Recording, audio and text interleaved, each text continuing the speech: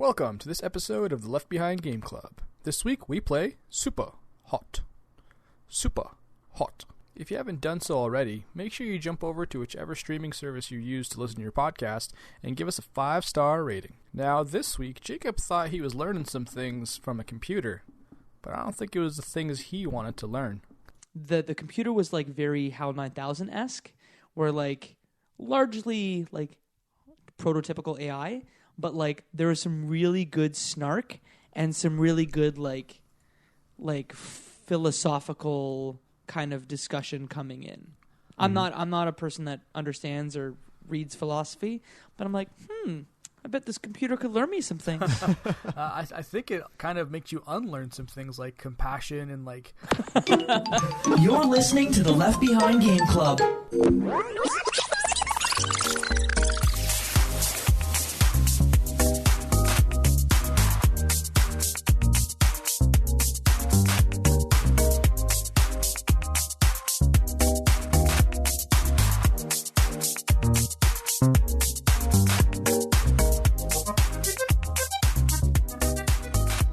Welcome to the Left Behind Game Club, our never-ending attempt to make sure that no game is left behind. I'm your host, McCourt, and today I have two friends with me. The first friend, he's joining me in the room. His name is Michael Ruffolo. I'm excited to talk about the most innovative shooter I've played in years.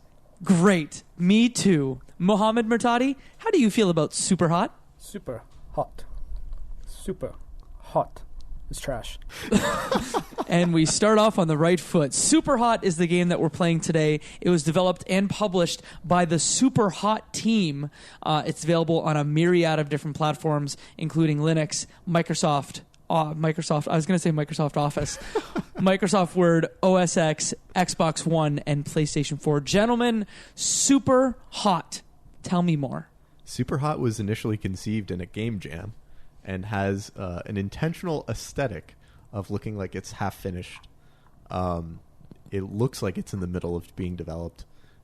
It feels fantastic. And I love games with a meta-narrative, which this game has. Mo, how did you feel about SUPERHOT?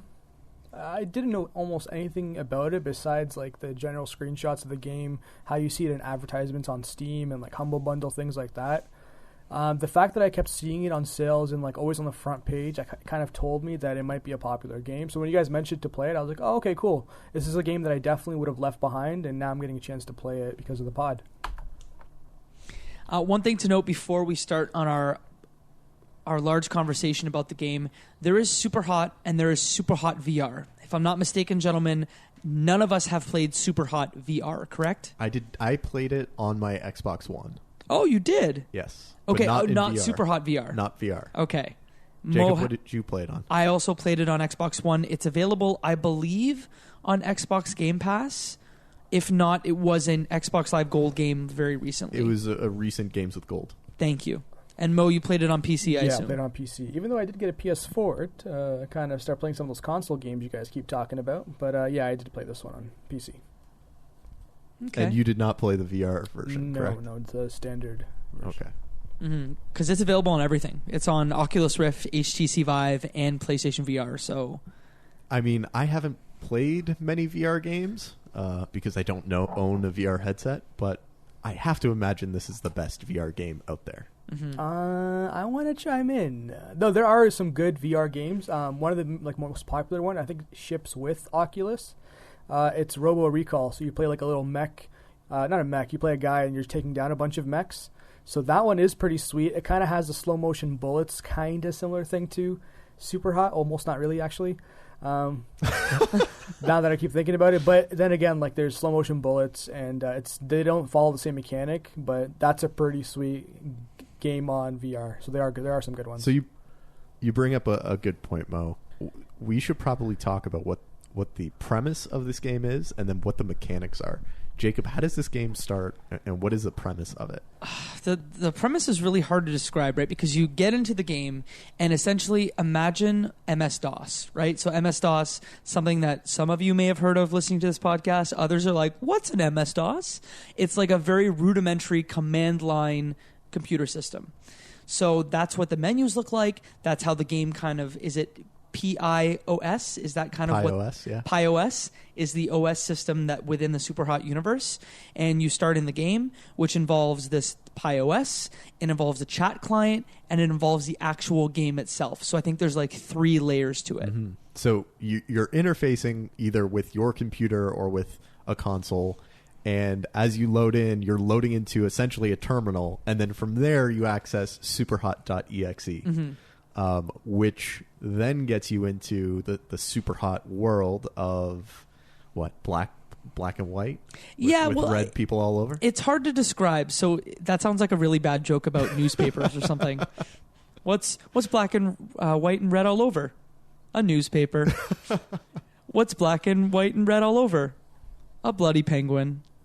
Yeesh. We got real dark there. Anyway, we got dark. No, you got. So you start in Kick. So imagine it's like this industrial world, and everything is made of like this very white concrete. So it's all white around you. It's very industrial, but very simple industrial. Mm-hmm. And all of the enemies that are around you are just these like, almost like looking through like not a thermometer, but like a heat map where the people are all red and orange, and all you see is your hand. And all of the people in the game are in the shape of either, rudimentary polygons or, crystals. They're very defined, sharp lines. Imagine like Star Fox on the Super Nintendo, like that kind of like almost, I don't want to say like voxel graphics, but like these guys are like super pixely on purpose. That's the aesthetic. Super hot. And super hot. And so what are the mechanics of the game? So, Mo, did you want to say something about Super Hot? It's just that super hot. That's all I know. It's super hot.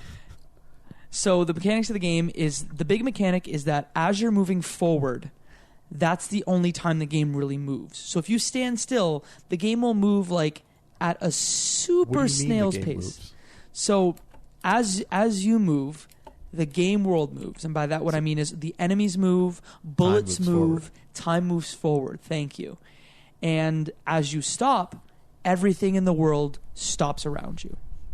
Mo? Yeah, so just to kind of add on that Jacob said, any type of movement, whether it's turning, moving forward, throwing an item, grabbing an item, progresses time forward, and there's no way to go backwards. It's a continuous movement forward in the space. So perfect example, if you're facing someone and they shoot you and you hear the sound of a bullet, the bullet is moving based off of your movement. So if you move forward, it comes closer to you. If you move left, it comes closer to the direction it was originally shot at. So you're kind of fighting with time. The only thing I think I can compare it to is in Braid, another game that we played back in the podcast. There was a level where as you moved forward, the space and the time in the map also progressed. This is like a 3D version of that for anyone that's played Braid. So with that, in addition to guns, you can throw items, and then there's also melee weapons as well. Yeah, so there are 3 types of firearms. There's the pistol, there's the shotgun, and then there's the assault rifle. And then on top of that, there are a variety of melee items that you can use to either throw at people or attack them with. Those being, a big katana that you can attack people with and slice them cleanly in half. And then there are a variety of items that you would find in the normal world. A briefcase, a cell phone, an ashtray, a bottle of liquor, a some cue ball. art. Some art, a lot of things that you can throw at enemies to kind of delay them, to stun them, to give you some time to run up, punch them in the face, grab the weapon that they just dropped and use it against them. There are a lot of really fun, interesting ways to complete all of the levels. Mm-hmm. And I think to me, one of the most satisfying parts of the game is immediately when you finish a level. So imagine that a level in your mind could take anywhere from 45 seconds to maybe 3 minutes at the top. But you only have one chance. So it's if you get shot or you get hit too many times, you're dead. If a bullet hits you, you're dead. So some of these levels, you'll get shot almost 90% of the way through your run, and you have to restart at the beginning. My favorite part is at the end of every level, you get a replay in full speed at what you did, and after you watch that, you just look at it and you go, holy smokes, yeah. I'm such a badass. Yes. That's all I thought. Totally. It reminds me so much of Super Meat Boy.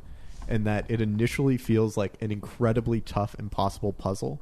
But as soon as you figured it out and as soon as you complete it, they show your run in real time, and you're like, oh my God, like I did so good on that. Mm-hmm. I did fantastic. Mo, what did you feel playing through that? It's really funny that you bring up Super Meat Boy, because I vividly remember Super Meat Boy when it first came out, Mike, way back when, and you actually said, "Oh, it's the greatest game ever." So I went and bought it because I took your word for it, and that was probably the hardest game I've ever played, and I stopped after maybe like the first or second introductory levels. Super Hot, soft boy. Yeah, when it comes to those way too challenging games, I just kind of move on to the next thing. I like the happy path. I like games rewarding. You like to be rewarded. Exactly. So yeah, with Super Hot though, it doesn't have that crazy intense difficulty. Everything in that game, you can see like you succeeding in it. Like when you do get shot, it's probably because you just didn't notice that next guy spawning above you or behind you, and he fired a bullet without you seeing it. So you know, okay, a bullet came from there. Next time I run through, I'll easily dodge it because I know it's coming now. The game feels unfair because time only moves when you move. It feels like you have the ultimate superpower, that you are just the deck is stacked in your favor, and you're given all the tools to look amazing. Like I know starting a level that the first kill they give you is like an easy, immediate, simple kill, and it's from there that you try and combo into more and more kills. So you'll probably punch the first person you see, grab the pistol in their hand when they drop it, use it against them, shoot the other guy, throw the pistol at the guy running at you with a shotgun, grab the shotgun as he drops it, fire down the hall and take one or two people out, and continue to snowball the first kill into the last kill. And it's just so incredibly rewarding. I was almost going to fight you because of what you said there in that, like, this game is unfair. You're right. I thought you meant unfair in general, but you're saying unfair for like the AI and the actual game itself. Because as you know, I'm a huge soft boy. I was actually going to compare this game and the replay feature to Super Monkey Ball, not Super Meat Boy, just to prove how big of a soft boy I am. But it does feel incredibly unfair for the AI until you realize that there's a lot going on, and that even the smallest mistake. To me, the biggest thing was not finding guys behind me. And the game actually does a really good job of layering on mechanics of like, here's how this game works. Here's how the throw works. Here's how melee weapons work. They do that in the first few levels. But they even do an incredible job of saying either through the text cues that come up in front of your face or even through like color in the level. Sometimes there'll be like a door that turns red and you're like, oh snap, there's a guy coming. I need to react to the guy that's coming behind me as well. You bring up something that I think is really interesting that we haven't talked much about, which is that the game SUPERHOT.exe talks to you as you're inside each level. And it not only talks to you in a meta-narrative way in that like it's talking to you, the player, playing SUPERHOT the game, but it talks to the character that is operating SUPERHOT.exe. And it's often taunting you at the different ways that you're either losing control or have no agency in the game, that you ultimately just have to follow the path that the designers have set up for you. And I think it's incredibly different compared to, we played What Remains of Edith Finch in our last episode. If you're interested in that, go to our website, leftbehindgame.club. You can check that out. But they put it on the screen in a very non-aggressive, very kind of loving way. But I feel like the text in this game is not only abrasive, but it's also very aggressive when you're in the actual EXE itself, not the chat client, but when you're in SUPERHOT.exe. Absolutely. The game, or the executable SUPERHOT.exe, as you progress through the game, you come to realize you lose more and more control, if you ever had control to begin with, over your actions. At one point, you become so dependent or addicted to the game that the game starts talking to you directly and says, like, this is not a game. You shouldn't be playing with this. Leave and don't come back. And you interact with the game and your character types back, you're right. I just want to leave. I just want to stop. and you log out. You go into the big PyOS terminal window and you hit quit. And when you come back, the game superhot.exe acknowledges that you've returned and that you don't have any control and that you had to come back. Yeah. I think it's very fair to say that we have now entered the spoiler room brawl. So if you're interested in superhot.exe or Superhot the game, it's relatively cheap. It's about 2 hours to play through. We will spoil the meta narrative on this. So if you're interested in that at all, this is probably a point where you should stop listening. Go play Superhot. Come back. Enjoy your time with the boys. Mo? Yeah, I kind of want to touch on the elephant in the room. I guess for only us three, when we were talking earlier, I really started getting annoyed by that closing super hot. I don't know about you guys, but maybe it was fun or something like that, but I got to the point where there were some playthroughs, as soon as I finish and you see the sequence, your replay coming up, I'd move my headphones off just to kind of be able to mentally process moving on to the next level. How did you guys feel about that very monotone narrative? Do you think it added? Do you think it didn't do anything? Well, what do you mean monotone narrative? Sorry. Like just the chanting of Superhot? Yeah, that exactly that. Yeah, just this chanting. Okay, Mo. I feel like an idiot for having asked this, but I have to ask. Did you read any of the IRC chat? It's a very fair, the guru chat. Very fair question. Very fair, because if you know my history when it comes to playing video games when there's only dialogue boxes that I have to follow along, 20%. Most of the time, I'm just... Hey, that's more than I was expecting. And to be honest, a lot of it I didn't understand because, surprise, I didn't keep up with all of it. I just kind of kept clicking enter, let's move forward, go to the next mission. When it comes to these puzzle games, I kind of just want to keep moving forward, and maybe I robbed myself from a portion of the game that you guys hopefully can fill me in on. Mm-hmm. Jacob, did you read all of the guru chat? I did read all... #hacker channel? I did read all of the guru chat. I do want to make a comment about the sound, though. So you mentioned the monotone super hot.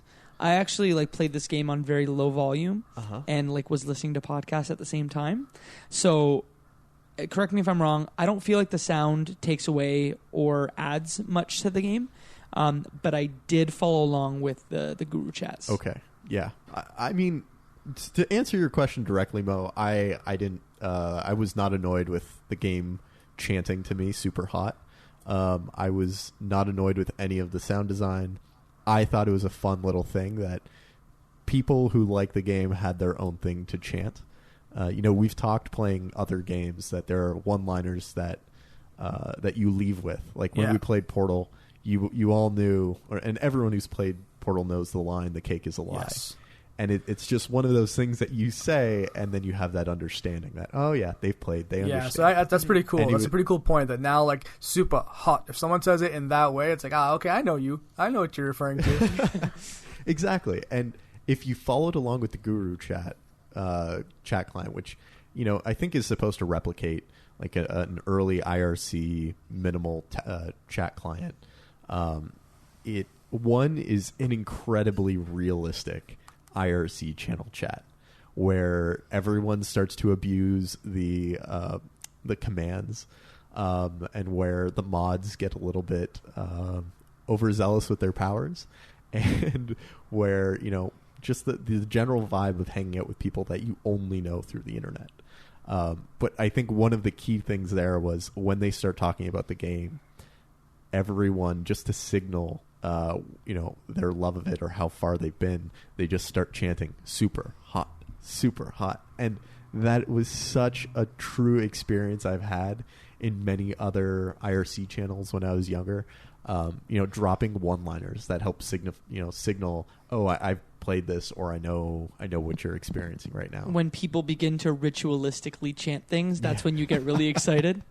That's exactly it. Yeah. Okay, got My it. religious upbringing is formed me for life. So, the game starts out with your friend sending you the cracked version of superhot.exe. And you complete the initial set of levels, and it just seems like a normal game. Mm-hmm. And then, you talk to him again, and he says, okay, here are more levels, but they're password protected. So, I haven't been able to crack them yet. And you hop in, and you try a couple passwords, and you're able to get in. Mm-hmm. And you play them, and that's when you get sucked in further. And that's when the game starts talking to you. And when you next have an opportunity to chat with him, he says like, hey man, like, you know, do you ever, you know, what's the password? And you're like, oh yeah, I got in, but I'm not going to share it with you. And that's the moment where, as you start typing stuff, superhot.exe that's infected your computer, it's a virus of some sort, starts overtaking the things that you've written and starts writing whatever it wants to say and sending that in response. And so that's the slow progression. And as you get further and further, as the file of this game is uploaded or updated with more information or more levels, you get further and further in, and it controls more and more and more of you until, you know, as you progress through all of the levels in the end of the game, you realize your aim is to become one with superhot.exe, the system. But not before you test the system and the system shows you that you're not the one who's actually in control here. Absolutely. So, which, that to me was my favorite moment in the entire game. Walk us through that. So you're going through the levels, and imagine that this game is split up into 5 sections of 5 levels. So, you know, the game starts, 5 levels, password protected, 5 levels, and then the game kind of tells you, like, you need to stop. You need to stop playing this game. We warned you. Come back, and you will pay. Yep. And the game actually blocks out your option to play. You find a way in, and you go through a few more levels, and then immediately the game like takes control from you. If I'm not mistaken, at first they put you in jail, right? Right. Yeah. So they put you in a cell, and then they start talking to you and say, we want to show you, not in these words, but I'm paraphrasing, we want to show you how much power we really have over you. Yeah, you have no control. You have no control. So what they do is you walk up a set of stairs, and the game, I was so creeped out. Even though I know it's a video game, I just, like, I got a real vibe from this.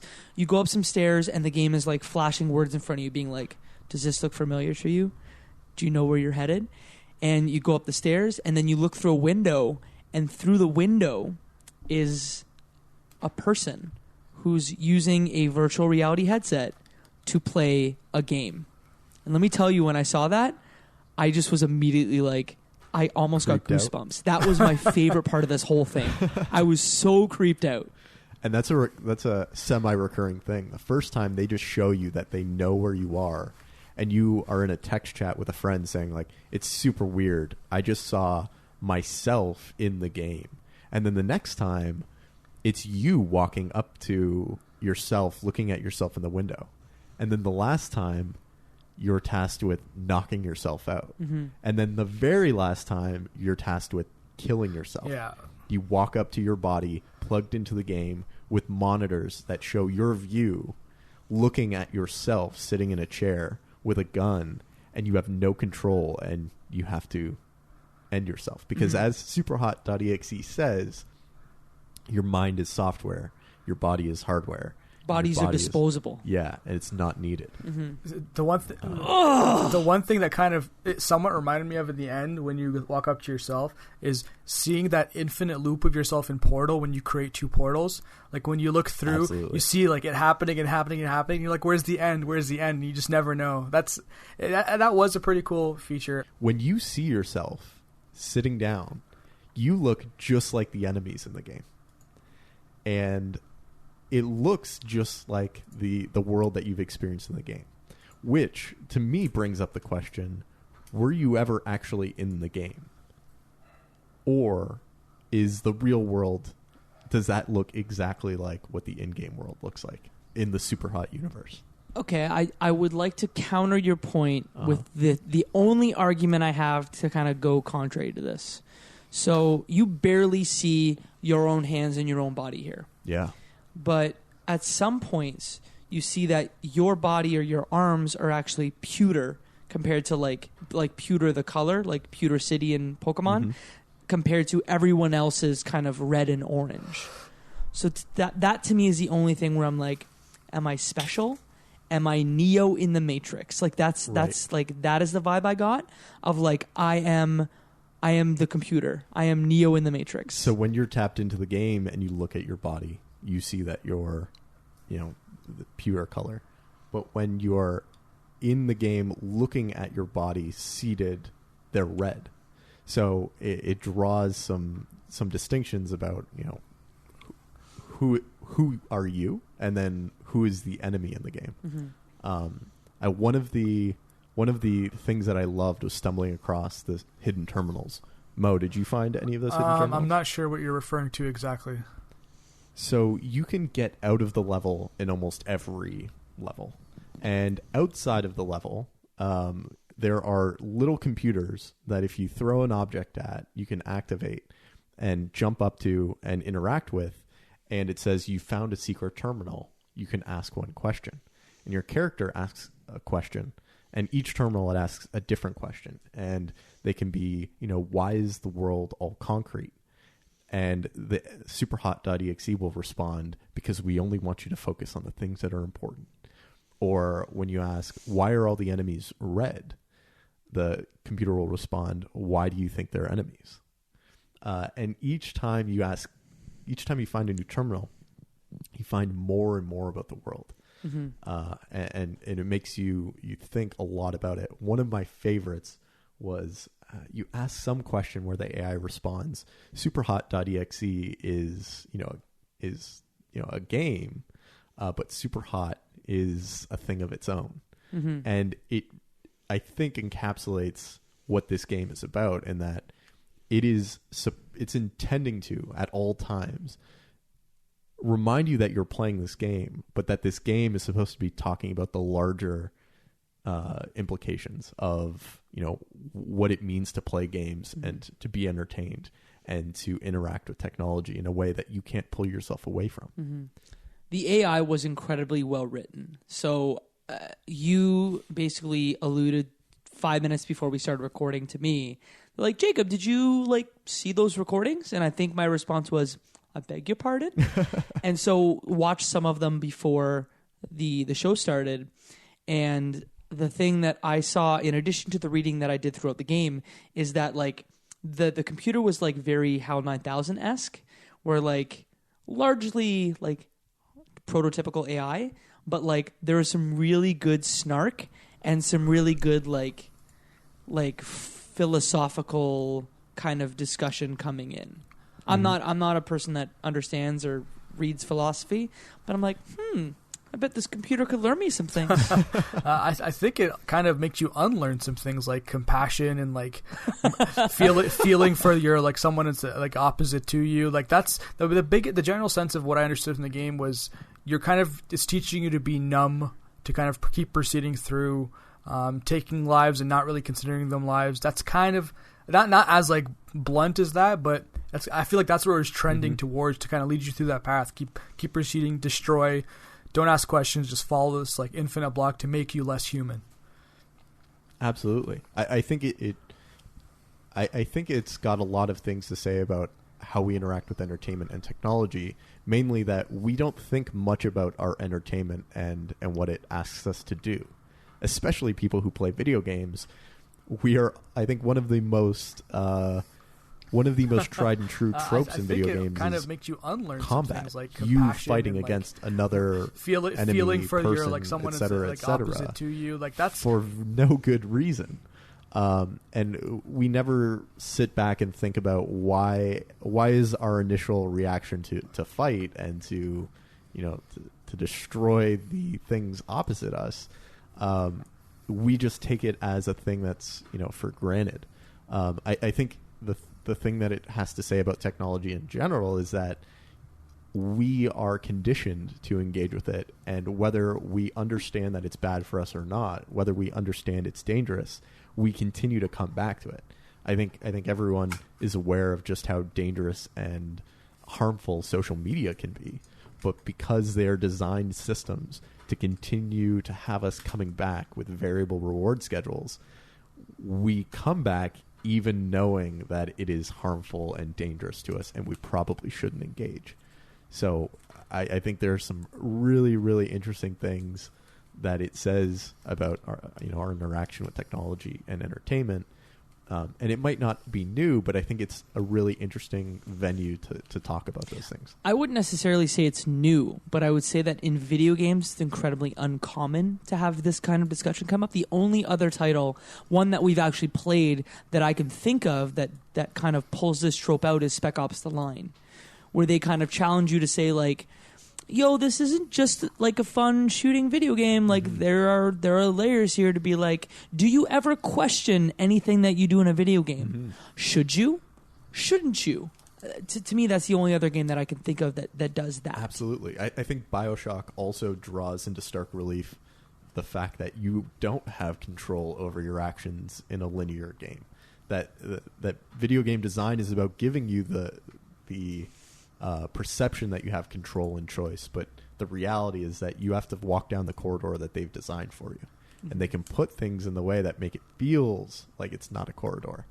But at the end of the day, you are completing the thing that someone has very defined and laid out for you.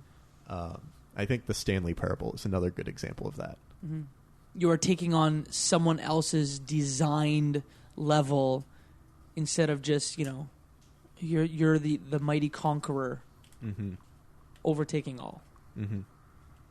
Yeah, and they're designed to give you that sense of accomplishment and achievement, that it was something you decided to do and that you overcame.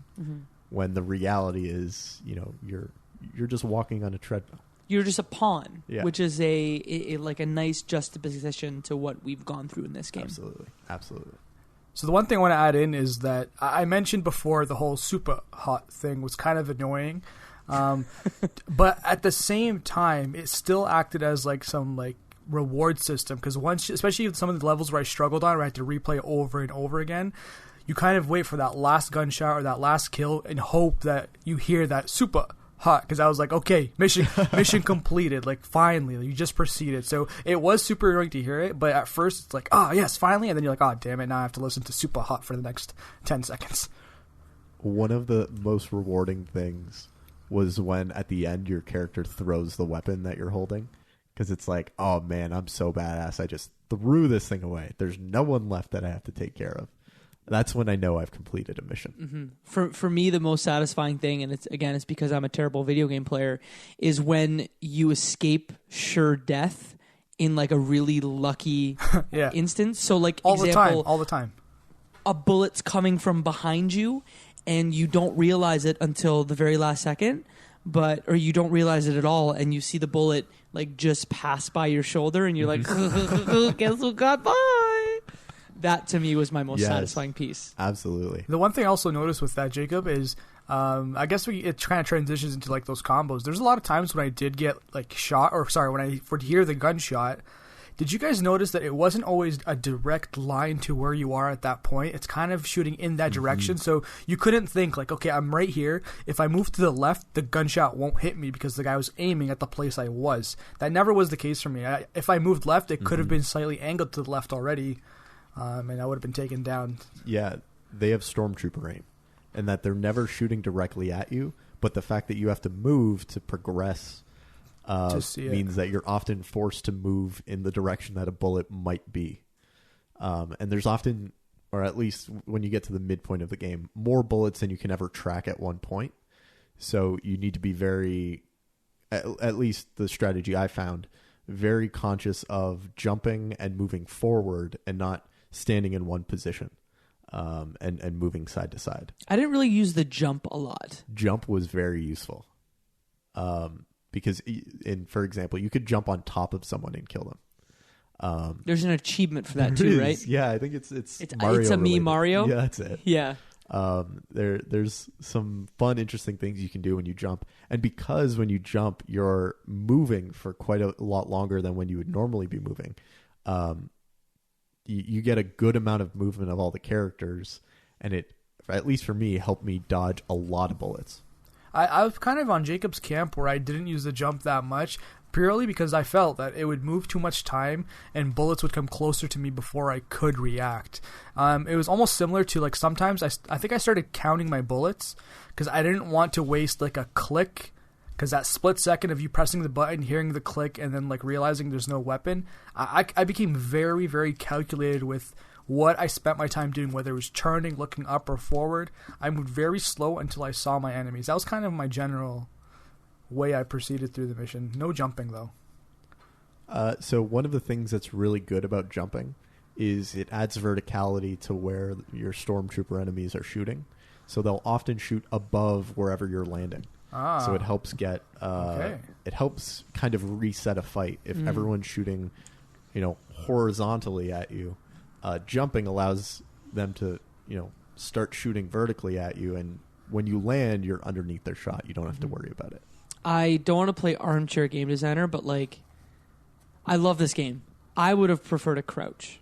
Of course. Me too. Yeah.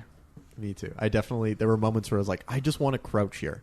When I was stuck in a lot of hallways that were tight, I was like, if only I could just like crouch, shoot up a little bit, pop this guy here, step under a bullet when someone's shooting a shotgun down a hallway. And it's like, well, how am I supposed to avoid this? Yeah, because to me, like, I'm a neurotic control freak, and the jump, there was a little bit too much uncertainty with the jump, just because you could, like, time would slow as you're jumping, and I just didn't, I felt as though in the air you had no air control, so I wanted to be totally in control at all times. Mm-hmm. Apart from that, though, I guess I should use the jump more. Because I guess on average, I would play the levels, some levels like maybe 10 or 15, 20 times. But like it's very quick, right? Where you can just like, hey, I died. Hey, I died. Hey, I died. Some of them, especially like the elevator, for example, where you're caught in an elevator with 3 men within arm's length of you. Having to figure that out must have taken me 30 times. But again, quick. Absolutely. Yeah, the one thing I kind of really freaked out on was the elevator, and any just mission in general where people were too close to me, or if I'm proceeding through a mission not noticing someone's coming up right behind me with like fists of fury. Oh, that always kind of spooked me, because like there's nothing you can do. By the time you see them like that close, you can throw a weapon, you can throw something that's in your hand, but if you have nothing, you're instantly dying. Those are frustrating. I loved when there were a lot of enemies very close to each other or in a tight space. Because, again, one of the most satisfying things was having them destroy each other. Yeah. It's like standing between them and stepping back as the bullets end up killing each other. I also love the hot swap mechanic. Mm-hmm. When you're able to choose an enemy's body to jump into and take over, there is something very satisfying about, standing there as they shoot you, swapping into their body and seeing, or at least imagining that they're moving into your body and being killed by, the very bullets that they just shot at themselves. Mm-hmm. Because that's not a mechanic you get until like the very end of the last third. The single player of the game, right? Exactly. Yeah. I think the one thing that also I'm going to add in just one last little mechanic that kind of, I don't know how I feel about it, but whenever you throw a weapon at someone, that would just stun them. Did anyone actually kill someone with a weapon throw? Besides like Unless a blade? you throw the katana. Yeah, besides the blades. I found that initially at least, whenever I'd throw a weapon and I'd grab the gun or the shotgun and I'd have to shoot them, for some reason I just felt bad. I'm like, I just like knocked you out. Can't you just fall asleep or go away? But then you have to pop them right there as they're stunned and shooting them. It was cool, but I kind of felt bad. Throwing items at people who were shooting stuff was also... like incredibly helpful, because like they could be shooting a shotgun at you, and if you throw a briefcase, you can absorb a ton of the bullets with that shotgun. Mm-hmm. Did you guys ever get the situation where you shot a bullet that was coming at you? No. What? So you can totally negate a bullet that's coming at you by shooting it in the air. It's I think you get an achievement for it, and it's crazy. Just to, because it's incredibly hard to line that up. Mm-hmm. It's almost as rewarding as lining up a headshot before the body gets there. Like, the body's going to be moving into this spot, so you shoot the bullet ahead of time and move time forward. And seeing those heads pop in that crystallized way is just, I feel like every so kill satisfying. Is incredibly visceral and satisfying. Even like throwing like a coffee cup or throwing like a glass, it just feels so good, because it's not weighty, but like everything you do feels so impactful because every action you make has such a like high stake to it. And that's kind of like the sick thing about the game, how it kind of dehumanizes shooting because you're shooting the crystal guy that explodes. But for me, Jacob, where I got the most satisfaction with these kills was not shooting them directly. It was shooting the bullet and knowing the trajectory was perfect, that once you continue on your own path and move on to the next target, that guy is going to be dead. That's probably my favorite part. It's like pop, and then you move, and then you know it's going to hit them. It's like setting up that kill is the best. Right. Again, speaking to my neurotic nature, as I shoot the bullet, like sometimes you anticipate a guy moving in a certain way. Yes. Like I want the XCOM thing where it's like I know at 70% of the time that shot's going to hit, or 100% of the time I know I'm going to hit him, but you can't anticipate what says he won't stop moving in a certain direction. Yes. And the bullet that you've just fired that like has a lot of weight to it, because with a handgun you have to shoot and then you have to wait for it to reload. Yeah. It's high stakes. Every single bullet has very high stakes. So I guess one more thing I want to ask is like, what were your favorite levels? I would say that my favorite level was the one involving the truck. The one that you have to jump, or the one that you have to fall down on? So I would say the one where you're in an alley. It's the first time you see the truck, because there's when you have to hide. Right, when you have to hide when you see a truck coming at you, because there's a train instance as well. Yes. So like any instance where there's a vehicle, I would say, is what I really loved, just because like you weren't really expecting it, and you're like, the first time it happened, I'm like, oh no, there's a truck. And then with the train, you have to. I couldn't figure it out at first, because you have to. I thought you had to like kill the guy who was like coming at you, and it took me 5 or 6 times to realize like, oh no, there's actually like a spot where you have to drop down and like ignore the guy who's trying to kill you. Is that not the one where the guy is already dead and a shotgun is like moving towards you, that you have to grab and drop down at the same time? I didn't know if he was dead or not. Okay, yeah, I think he was either falling over or was dead already. I think he was about to be killed. Okay, so you had to just like ignore him. He'll get his. Right. Mo, what was your favorite? I'm trying to find exactly where it was, but it wasn't really a level. It was more or less. So me being the guns guy in the game, there was one mission in particular where I was walking down a hallway and there was stacks on stacks on stacks of shotguns that you can kind of just stand there, blast people away, move in one spot, wait for the next person to come by, blast it, move in one spot. Love that one. But I wouldn't say that was my favorite. My favorite was more earlier than that. It was when you're dropped in to Fight Club and you're essentially have to take down an octagon filled with like 4 or 5 guys. Having watched the UFC event that happened this past weekend, I'm like, oh man, here we go. Conor and Khabib Volume 2, let's go. Simo, and then if you got outside of the octagon, if you got outside of the cage, you would have found the terminal. Mm-hmm. Mike, what was your favorite level? I think there was a level that looked like the atrium of a building, and it reminded me of the Matrix. It felt like it was paying a lot of homage to the Matrix, and the game feels like it has a bullet time mechanic. It feels like the Matrix in some way. Yes. That, like you're interacting with a computer. It's got that philosophical demon controlling the world. So that was my favorite, just because it brought me back to so much of the Matrix. Is this a good time to say that I've never watched all of the Matrix movies? It's not a good time. Okay. You should watch. Well, maybe not all. I've seen the first one. Yeah, that's the only one you need to see. Okay. The other ones, whatever. The Wachowskis got up their own. Yeah. They did. A little bit. Yeah. Homework. I'll work on it.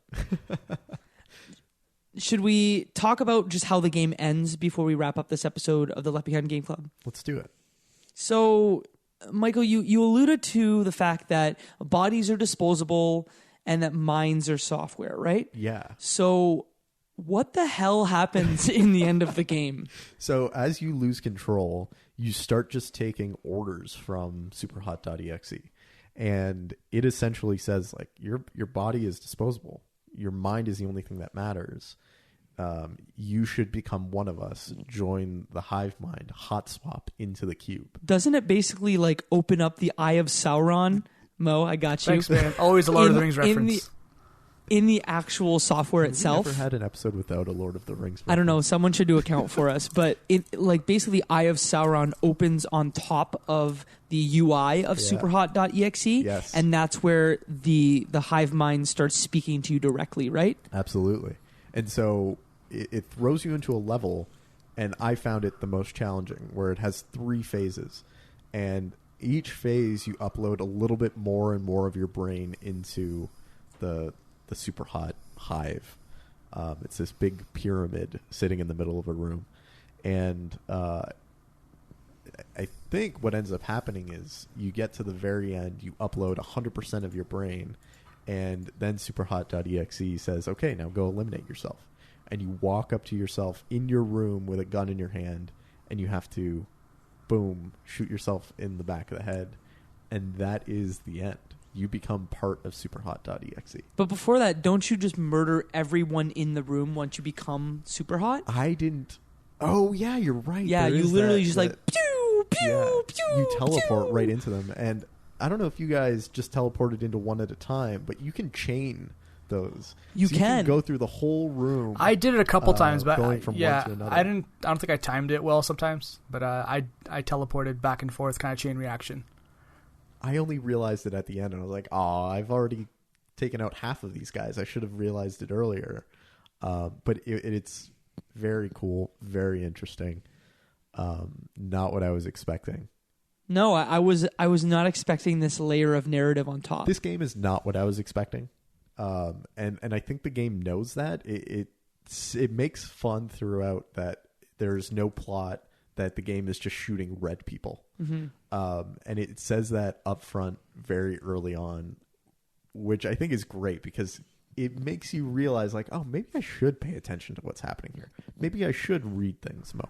Maybe I should spend some time poking around this terminal and seeing what all of these different video files are, different demos. Did you guys play any of the demos in the game? Yeah, there's some like weird like cell phone-esque video games inside the settings menus of superhot.exe. There's the tree chopping, which I got a kick out of it because I only found it after I had listened or read or enjoyed the teleplay of the people in the IRC chat talking about the tree chopping game. But there's so much hidden in there. There are videos, there are trailers, there are weird early demos, there's a carpet generator, there's a Isn't there like a sand and water. VR? There's like a VR There's game so much inside there. there where it's like rudimentary graphics, Yeah. almost like a CD-ROM game where you're Yes. just like going through the level. It's a game inside a game inside a game. Mhm. We are, this game is also Inception. It is so interesting and so cool. I think that's the coolest part about it is you can take the game at face value. You can just say, this is like a really cool first-person shooter, or you can kind of dig in. You could spend 2 hours playing, or you can really dig into it. Because, Mike, how much time do you think you played this game? 3 hours? 3 hours? 4 hours, maybe. So you spent the extra 1 or 2 hours to kind of really dig your teeth in. Because I think I only played it for about 2 hours. Yeah. I walked away from it after it said leave and don't come back. I'm like, okay, that's cool with me. I actually thought that might have been the end of the game because the next time I loaded it in, I was back at the segment before. So I was like, oh, maybe this is actually the end of the game. But then I realized there was more to it. One of the things that I think we never quite experienced, all three of us, is what this game was like in VR. Yes. And how, the extra layer of, sitting in a chair with a VR headset on, trying to play the game, and then seeing yourself as a VR character sitting down playing the game and having to eliminate yourself or having watched yourself. The ways that the game interacts when it is your entire field of view. Mm-hmm. I think those are all really interesting things that I think the best we can all do is kind of empathize and imagine what that is, but we don't quite have that firsthand experience. And I wish that my first experience with this game was a VR one because it seems so perfectly designed for it. But I loved my experience playing on console, and I would still recommend it. The one thing I forgot to mention when I mentioned Robo Recall, the VR game earlier on, is that that bullet that slow motion bullet thing is something that's in that game, where bullets are coming at you very slowly. The world is operating normally, but you have that sensation of having to like physically dodge the bullet in like real life. So I think that would transfer like really well in VR. So I wouldn't be surprised if the VR version is way better, just because of that fact that you feel like you're actually getting shot. You're not holding a mouse and keyboard or a controller. The bullets are passing right by your head. Like you can watch them as they pass by you, things like that. So I can only imagine it being really sweet, and I'd love to kind of play with the VR version sometime in the future. Yeah, my takeaway with the game and with the VR version, I'll start with the VR version first. To me, I can't imagine like how cool it would be in this game using, you know, any of the controllers of the game to just reach out and grab a gun as it's that is a thing we haven't talked about, the feeling of shooting someone and them just like and them like releasing their gun, and their gun just flies out in the air and you just have a split second to grab it. Imagine how freaking cool that would be in VR, to just reach your hand out and be like, no, gun. And no one can see this. Even but throwing. I get the first-hand, sight of Jacob diving as if he's in the Matrix right now. Super hot. Super hot is a great game. Absolutely. If you can grab it on sale, if you can grab it, play it. It's super fun. I would pay full price for it. Mm-hmm. Whatever full price is. Yeah, super dope. Super hot. It's super hot fire. Super cadofragilistic expialidocious. Yeah. So, gentlemen, that is our conclusion on the topic of super hot. You know what else is super hot? The Left Behind Game Club Discord. Oh, there are some super hot deals in there. Mm-hmm. There are some super hot conversations. We've been talking a lot about some of the acquisitions and things that are happening in the industry. Big plays that are happening from major console manufacturers. So, yeah, if you want to be part of that discussion, hop into the Left Behind Game Club Discord. You can go to leftbehindgameclub.com, and there's a big fat button that you can click, and it'll take you right in. And join the conversation. There are a lot of cool people in there talking about a lot of cool things that are happening. And yeah, I love the community that we have there. Some I agree. Really great people. I agree. I want to give one quick shout out, and then we'll talk about something super nice. Our friends at VG Rations just gave us a shout out on their show. We wanted to do the same thing. They have a very similar format to us. They also pair snacks with every single game they do. So if you're interested in more games or more podcasts like ours, you might want to check out VG Rations. Thanks for the shout out on your last show, guys. You know what would be super nice, though? What would be super nice? Mo, if people gave us a review on iTunes. Oh, yeah. If you are listening to us on iTunes, make sure you do jump on and give us a 5-star rating. We think we're worth that much. Hopefully you do too. Or rate us anywhere in general. If you're listening to us on Google Play, 5 stars are always great there. Anywhere you listen to our podcast, we'd love to hear a great review. Mike, if folks want to find you on the wonderful internet, not on an IRC channel, where could they do so?